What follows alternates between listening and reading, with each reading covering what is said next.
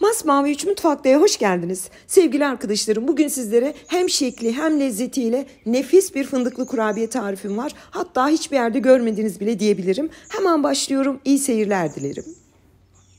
Tarifimiz için gerekli malzemeler: 125 gram oda ısısında yumuşamış tereyağı. Tereyağı tavsiye ediyorum. Margarin mümkün oldukça tavsiye etmiyorum. Yarım su bardağı pudra şekeri. Yarım su bardağı sıvı yağ. 1 paket vanilya şekeri, 1 tane yumurta ve sevgili arkadaşlarım 1 tatlı kaşığı nişasta. İster buğday ister mısır kullanın, hiç fark etmez. Gördüğünüz kadar yeterli. Ve kurabiyemizin püf noktası: 1 dolu yemek kaşığı fındık ezmesi. Şekersiz, katkısız, yani sadece fındık var içinde. Türkiye'de de Almanya'da da kolaylıkla bulabiliyorsunuz. İster fındık ister fıstık ezmesi ekleyin, hiç fark etmez.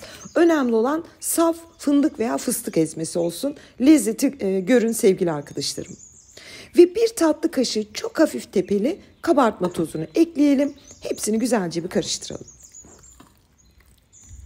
Karıştırdıktan sonra 2 su bardağı unumuzu hemen ekliyorum.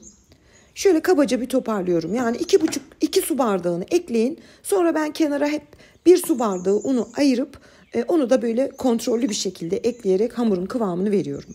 Şöyle bir toparladım. 1 su bardağı unum kenarda hazır. Onu da ufak ufak ekleyerek hamuru yoğurmaya başlıyorum.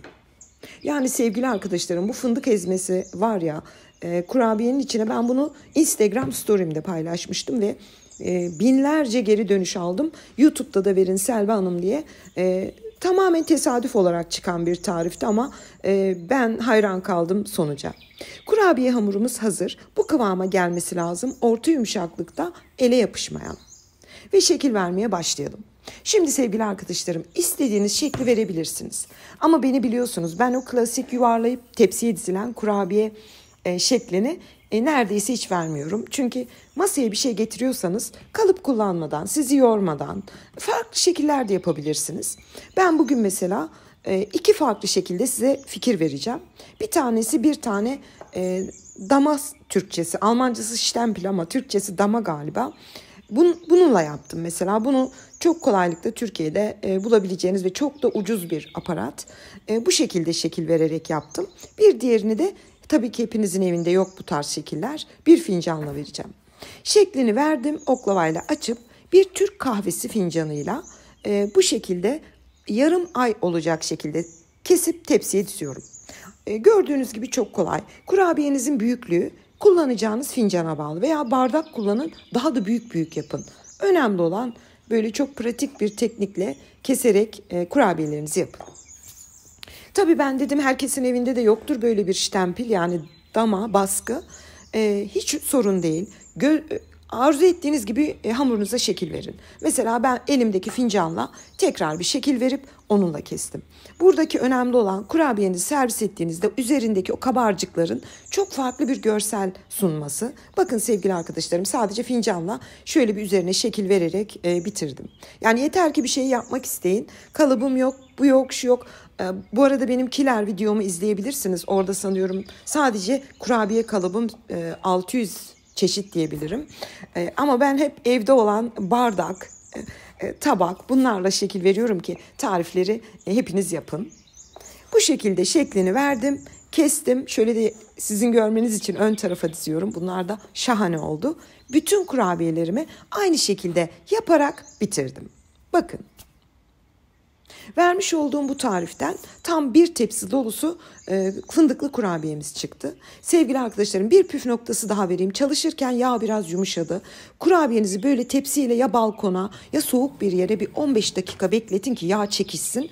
Daha sonra önceden ısınmış 170 derece fırında 30 dakika pişirelim. Ve fırından çıktı, böyle mutfağa da mis gibi fındık kokusu aldı. Kurabiyeleriniz kaynarken üzerine bolca pudra şekeri serpiyoruz. Ve bir tele soğuması için alıyorum. Umarım ayrıntıları söyledim ama ben biraz sonra doku testinde tekrar üzerinden geçeceğim. Ve sunum için hazırladım. Şöyle bir açıp size gösteriyorum. Bu kurabiyeleri lütfen biraz kızartın. Yani fındık Ve tereyağı kızardıkça aromasını saldığı için böyle iyice kızarmış olması lazım.